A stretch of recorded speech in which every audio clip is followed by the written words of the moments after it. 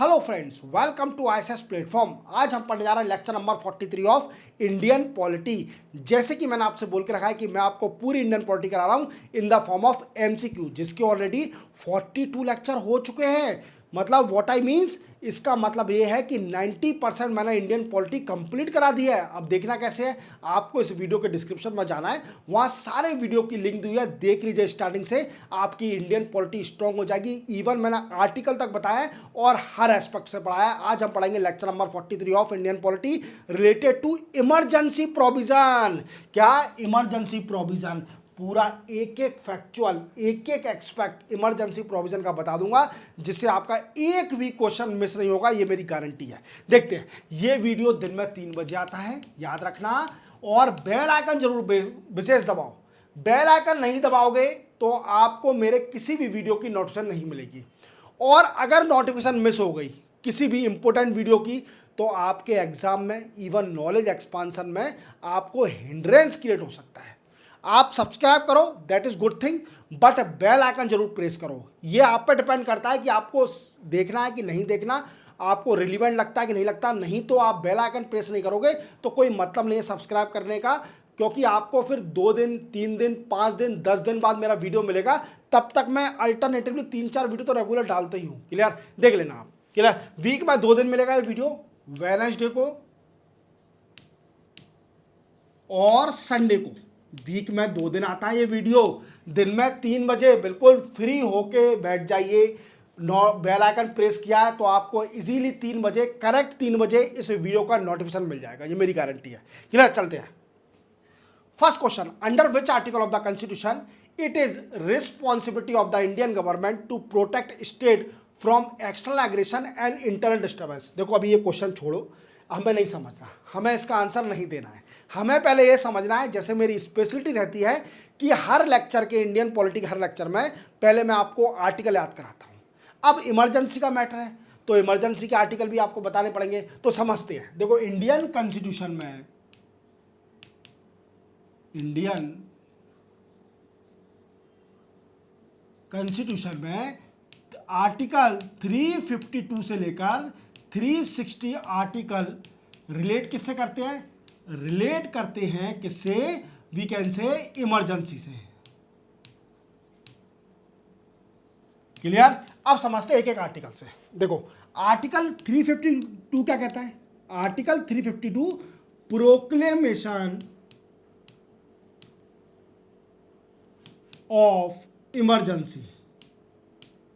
Emergency impose करना, national emergency impose करना under article 352। Clear, then after article 353 effect of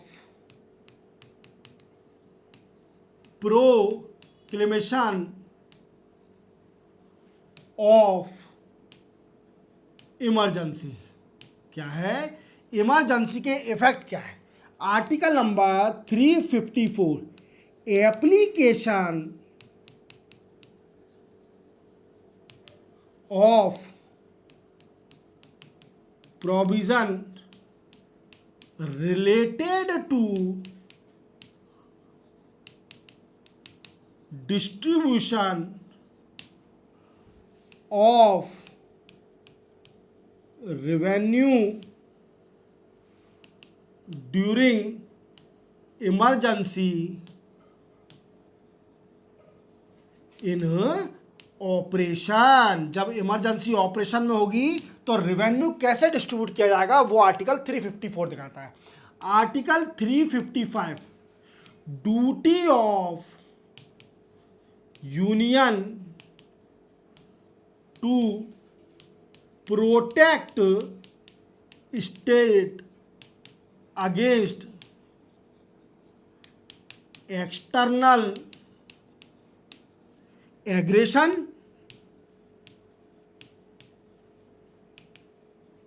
और armed rebellion.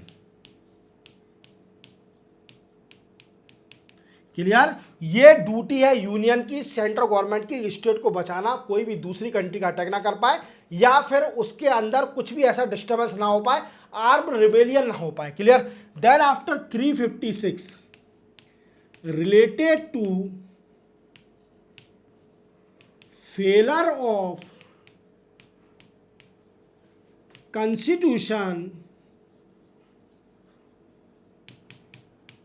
Machinery in state, अगर state में constitution machinery constitution काम करना break होता है, फेल होता है, तो क्या लगता है? प्रेसिडेंट रूल लगता है। क्या लगता है? प्रेसिडेंट रूल लगता है। और दूसरी लैंग्वेज में बोलते हैं हम स्टेट इमरजेंसी लगती है। इतने आर्टिकल देख लिया आपने। देन आफ्टर आर्टिकल नंबर लिख लो, याद कर लो, शॉर्ट में बता रहा हूं। आर्टिकल 357 क्या कहता है? Effect of legislative power during emergency imposed under article 356। क्या कह रहा है कि लेजिस्लेटिव पावर में, जो लेजिस्लेटिव स्टेट की लेजिस्लेटिव पावर है, उसमें क्या क्या चेंजेस आएंगे जब स्टेट इमरजेंसी लग जाएगी, जो कि आर्टिकल 356 में है। Article 358 suspension of, we can say, provision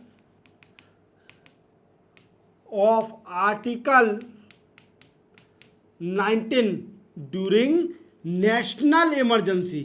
emergency के टाइम आर्टिकल 19 के प्रोविजन है जितने भी, जो फंडामेंटल राइट पार्ट 3 में है, वो सस्पेंड हो जाती है। आर्टिकल 359 क्या कहता है? President suspension of constitution remedy by president के द्वारा जब कॉन्स्टिट्यूशन रेमेडी, जो कि आपको फंडामेंटल राइट प्रोटेक्ट करने की आपको रिट पिटीशन मिली है, वो सस्पेंड करी जाती है आर्टिकल 359 में। देन आफ्टर आर्टिकल 360 कहता है फाइनेंशियल इमरजेंसी। क्या कहता है? Financial emergency. ये आर्टिकल बिल्कुल याद कर लीजिए। मैंने आपको एक एक से सिंपल लैंग्वेज में लिख दी है। बिल्कुल भी आपको याद करना है, बिल्कुल याद करना है, कंफर्म याद करना है। कोई सा भी आर्टिकल आपसे पूछा सकता है। मोस्टली आर्टिकल 355 पूछा जाता है।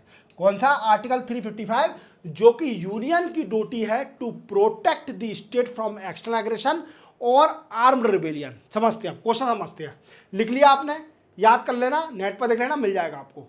Under which article of the Constitution it is the responsibility of the Indian government to protect state from external aggression and internal disturbance। देखो, ये आर्टिकल 355 बोला था, वही पूछ रहा है। सिंपल वही 355 लिखा है। यहाँ पर बस एक कमी है इसमें। क्या कमी है? ये इंटरनल डिस्टर्बेंस नहीं है। मैंने आपको आर्म्ड रिबेलियन लिखा है, यहाँ पर इंटरनल डिस्टर्बेंस लिखा है। बट हट क्या है? इंटरनल डिस्टर्बेंस अब नहीं है। क्यों नहीं है? क्योंकि constitution 44th constitution amendment act हुआ था 1978 में। कब? 1978 में 44th कॉन्स्टिट्यूशन अमेंडमेंट एक्ट हुआ था, जिसमें यह बोला गया था कि इंटरनल डिस्टर्बेंस वर्ड सही नहीं है, इसको आर्म्ड रिबेलियन कर दीजिए। क्लियर? तो वो इंटरनल डिस्टर्बेंस को रिप्लेस कर दिया आर्म्ड रिबेलियन से by 44th constitution amendment act 1978। और ये आर्टिकल है 355।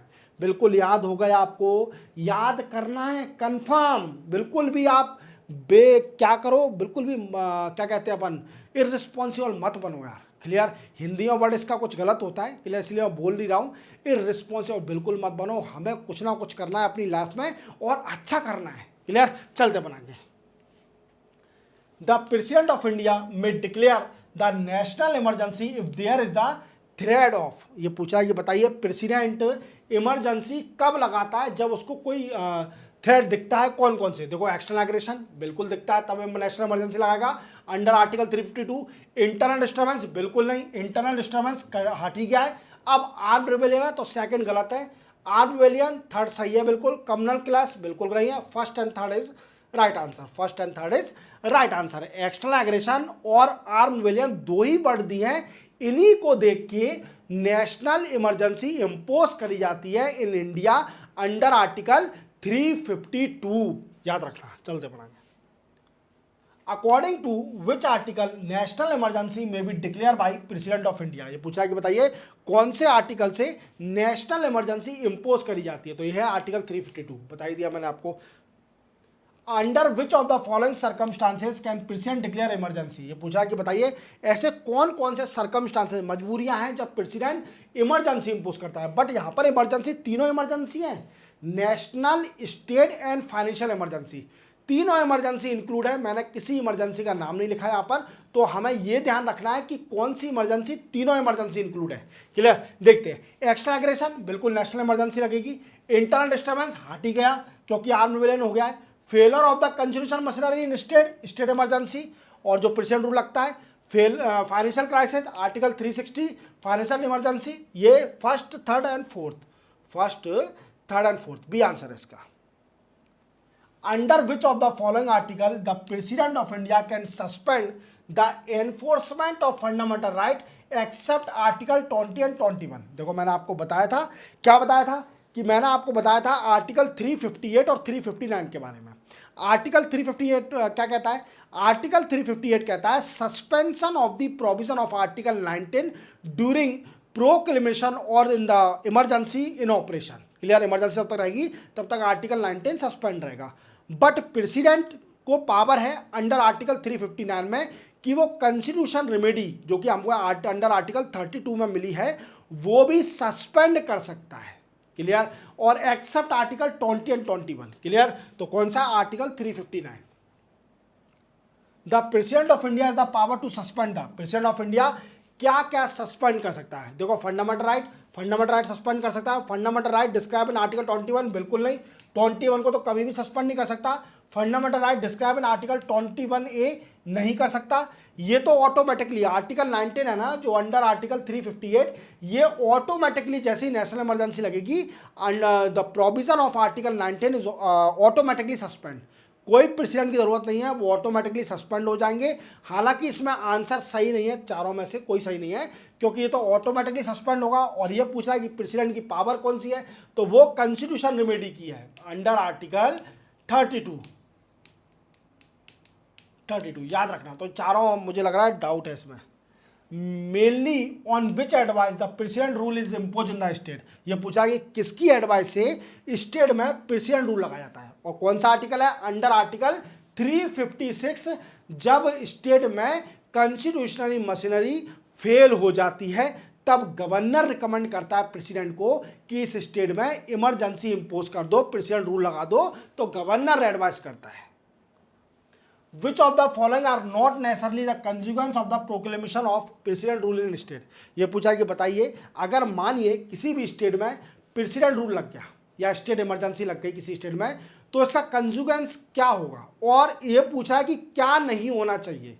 या आपको ये बताना है, क्या तो ठीक है आप बता दोगे, बट इसमें से क्या क्या नहीं होंगे कंसिक्वेंस, देखते हैं अपन। देखो, dissolution of the state legislative assembly बिल्कुल नहीं, बिल्कुल होगा क्योंकि ये कंजुगेस नहीं होगा, क्योंकि स्टेट लेजिस्लेटिव असेंबली को सस्पेंशन कोई कंपलसरी नहीं है, ये मैंडेटरी नहीं है कि प्रेसिडेंट रूल लगेगा तो ही स्टेट लेजिस्लेटिव असेंबली सस्पेंड होगी, डिसॉल्व होगी, ऐसा नहीं है। क्यों नहीं है? क्योंकि आपने सुना होगा 1994 में एक सुप्रीम कोर्ट का डिसीजन आया था जिसको बोलते हैं SR Bommai versus Union of India. 1994 में क्या था? सेंट्रल गवर्नमेंट बिना वजह किसी भी स्टेट में इमरजेंसी थोपे जा रही थी क्योंकि वहाँ दूसरी पार्टी है, इसका भी मिसयूज ना हो, तो इसलिए सुप्रीम कोर्ट में पिटीशन गई कि यार देखो आप लोग, तो इन्होंने कंडीशन लगा दी सुप्रीम कोर्ट ने कि ये कंपलसरी नहीं है कि आप प्रेसिडेंट रूल जिस स्टेट में लगाओगे तो गवर्नमेंट को भी आप डिसॉल्व करोगे, जो लेजिस्लेटिव असेंबली है उसको डिसॉल्व करोगे। नहीं, ऐसा नहीं होगा। हमें 2 मंथ का टाइम दिया जाएगा। कितना? 2 मंथ का टाइम दिया जाएगा। इवन वो सुप्रीम कोर्ट भी चेक करेगी इसको कि ये बिल्कुल राइट है जो प्रेसिडेंट रूल लगाया कि नहीं है। अगर गलत साबित होता है तो फिर से लेजिस्लेटिव असेंबली रिज्यूम हो जाएगी। क्लियर? हालांकि गवर्नर काउंसिल ऑफ मिनिस्टर को डिसॉल्व कर देता है, तो ये कंजुगेंस नहीं है। क्लियर? तो पहला सही है। Removal of the council of minister the state बिल्कुल है, बिल्कुल है, रिमूव कर देता है, तो ये तो हो गई नहीं option. Dissolution of the local body, local body का कोई रिलेशन नहीं है इमरजेंसी से। लोकल बॉडी का काम सिर्फ ओनली लोकल बॉडी में काम करना, लोकल एरिया में। लोकल बॉडी का कोई रिलेशन नहीं है इमरजेंसी सिस्टम। तो first and third is correct, first and third is correct, B इसका आंसर है। Consider the following statement regarding article 356 of the constitution. पूछा कि बताइए आर्टिकल 356 जो स्टेट इमरजेंसी प्रेसिडेंट रूल है उसका कौन कौन से स्टेटमेंट सही है। The failure of consider machinery in a state is a objective reality, बिल्कुल सही है, क्लियर, सही है बिल्कुल, फर्स्ट बिल्कुल सही हो गया। A proclamation under article can be review by Supreme Court, second भी बिल्कुल सही है। Along with this proclamation state legislative assembly can be dissolve, नहीं, ऐसा नहीं होगा। मैंने क्या बोला, S R Bommai case versus Union of India 1994 में बोला गया था कि ये जरूरी नहीं है कि प्रेसिडेंट रूल तुम स्टेट में लगाओगे तो डिसॉल्व करोगे स्टेट लेजिस्लेटिव असेंबली को, जरूरी नहीं है। 2 महीने का टाइम दिया जाएगा उनको, वो सुप्रीम कोर्ट चेक करेगी कि ये प्रेसिडेंट रूल सही लगाया आपने कि नहीं लगाया। ऐसे तो इंटीग्रिटी बिगड़ जाएगी पूरे इंडिया की, क्लियर, 2 महीने बाद। और हाँ, इसमें एक और है कि काउंसिल ऑफ मिनिस्टर डिसॉल्व हो जाएंगे गवर्नर के द्वारा। This proclamation has to be approve by each house of parliament within 2 month, बिल्कुल सही है, 2 महीने के अंदर ये अप्रूव करना पड़ेगा दोनों हाउस को पार्लियामेंट के, Rajya Sabha as well as Rajya Sabha, Lok Sabha, 2 महीने का टाइम है, क्लियर। अगर अप्रूव नहीं होगा तो फिर से प्रेसिडेंट रूल हट जाएगा उस स्टेट से, आपको 2 महीने के अंदर अप्रूव करना ही पड़ेगा, टाइम भी दिया है, क्लियर। तो first, second and fourth is correct, ये आंसर है इसका। Which of the following is the time limit for ratification of emergency period by parliament? ये पूछ रहा है कि बताइए क्या नेशनल इमरजेंसी आर्टिकल 352 में टाइम दिया है, किसका टाइम दिया है। देखो ऐसे तो नहीं हवा में इमरजेंसी लग जाएगी, आपको पार्लियामेंट को अप्रूव भी देना पड़ेगा और दोनों हाउस को अप्रूव देना पड़ेगा, लोकसभा को और राज्यसभा को भी। तो क्या एक टाइम लिमिट डिसाइड कर दिया, अगर आप नेशनल इमरजेंसी लगा रहे हो तो दोनों हाउस का अप्रूवल जरूरी है। टाइम लिमिट का 1 महीने के अंदर आपको दोनों हाउस को अप्रूवल देना पड़ेगा, क्लियर, रेटिफाई करना पड़ेगा। Who said the emergency power of the president is a fraud with the constitution. ये पूछा है कि बताइए किसने बोला है कि जो इमरजेंसी पावर है प्रेसिडेंट की वो कॉन्स्टिट्यूशन के साथ फ्रॉड हो रहा है। तो वो बोला था के.एम. नंबियर ने। कौन ने, के.एम. नंबियर ने। Which one of the following article of the Indian Constitution has not so far been used? ये पूछा कि बताइए ऐसा कौन सी इमरजेंसी है हमारे इंडिया में, 3 इमरजेंसी है, कौन सी, national emergency, then after state emergency, president rule and article 360 जो कि फाइनेंशियल इमरजेंसी। अब ये पूछा कि बताइए हमारे इंडिया में अभी तक कौन सी इमरजेंसी नहीं लगी। तो ऐसी खुशी की बात है कि हमारे इंडिया में अभी भी फाइनेंशियल इमरजेंसी कभी नहीं लगी। How many time has financial emergency been declare in India so far. ये पूछा कि बताइए कितनी बार फाइनेंशियल इमरजेंसी डिक्लेयर कर दिया इंडिया में अभी तक। तो एक बार भी फाइनेंशियल इमरजेंसी नहीं इंपोज हुई हमारे इंडिया में, याद रखना। सबसे ज्यादा कौन सी इमरजेंसी इंपोज करी गई है, president rule, article 356। How many type of emergency have been एम्बिसेज अंडर इंडियन कॉन्स्टिट्यूशन। तो 3 इमरजेंसी है, जैसे आप जानते हो कि पूछ रहा है कि कितनी इमरजेंसी हमारे इंडिया में, तो 3 है, national, state president rule and thereafter financial emergency. Article बता दूं, national emergency under article 352, state emergency under article number 356 and financial emergency under article number 360। During national emergency the term of the house of the people. ये पूछा कि बताइए national emergency के time house का, जो parliament के house है उनका टाइम पीरियड कितना बढ़ जाता है। तो वो टाइम पीरियड बढ़ जाता है, can be extend till emergency last but only by 1 year at a time, 1 साल एक बार में, क्लियर। हालांकि 6 महीने में इमरजेंसी हट जाती है। President rule can be impose for a maximum period of. ये पूछा कि बताइए प्रेसिडेंट रूल कितने समय तक लगाया जा सकता है। वैसे तो प्रेसिडेंट रूल 1 साल तक का टाइम है, बट क्या होता है कि फिर इलेक्शन कमीशन से पूछा जाता है कि आप इलेक्शन करा सकते हो, कैपेबल हो। तो इलेक्शन कमीशन अगर मना कर दिया, जैसे हमारे कॉन्स्टिट्यूशन में मैक्सिमम टाइम लिखा है, वो बताऊंगा मैं आपको क्या लिखा है। इलेक्शन कमीशन ने मना कर दिया कि अभी हम कैपेबल नहीं है इलेक्शन कराने के लिए इस स्टेट में, तो वो 3 साल तक, मैक्सिमम 3 साल तक इमरजेंसी हो सकती है, 3 ईयर तक। ये कौन सी है, 356 प्रेसिडेंट रूल की 3 साल तक हो सकती है। आपको याद होगा जम्मू कश्मीर में क्या हुआ था, जम्मू कश्मीर में 2019 में जब गवर्नमेंट को डिसॉल्व किया था और यूनियन टेरिटरी बनाई थी, आपको याद हो लंबे समय तक चला था, अब इलेक्शन हुए हैं previous year. Under article 356 of the constitution of India president rule was impose for a first time in, ये पूछ रहा है कि बताइए अंडर आर्टिकल 356 स्टेट इमरजेंसी के हिसाब से प्रेसिडेंट रूल किस स्टेट में पहली बार लगाया था? तो ये पेप्सू में लगाया था सबसे पहले इन 1951 में। और पेप्सू क्या है? Punjab and Patiala and east Punjab state union, ये इसका फुल फॉर्म है पेप्सू का। तो सबसे पहले जो आर्टिकल 356 के जरिए स्टेट इमरजेंसी लगाई थी पेप्सू में लगाई थी, याद रखना। The term of A state legislative assembly can be extend during emergency by, ये पूछा कि बताइए स्टेट लेजिस्लेटिव असेंबली का टर्म एक्सटेंड किया जाता है इमरजेंसी के टाइम किसके द्वारा? तो वो पार्लियामेंट के द्वारा किया जाता है, याद रखना, पार्लियामेंट के द्वारा किया जाता है। देन आफ्टर इसी के साथ आपके सारे इमरजेंसी क्वेश्चन मैंने कंप्लीट करा दिए, आपका एक क्वेश्चन भी मिस नहीं होगा, ये मेरी गारंटी है। इमरजेंसी के इवन मैंने सारे आर्टिकल समझा दिए, एक एक आर्टिकल को मैं डिटेल में समझाया है, और कौन सी स्टेट में कब इमरजेंसी लगी थी, क्या होती है इमरजेंसी, आपका एक भी क्वेश्चन मिस नहीं होगा, ये मेरी गारंटी है। क्लियर? अब मिलेंगे हम 44वें लेक्चर में, तब तक के लिए जय हिंद।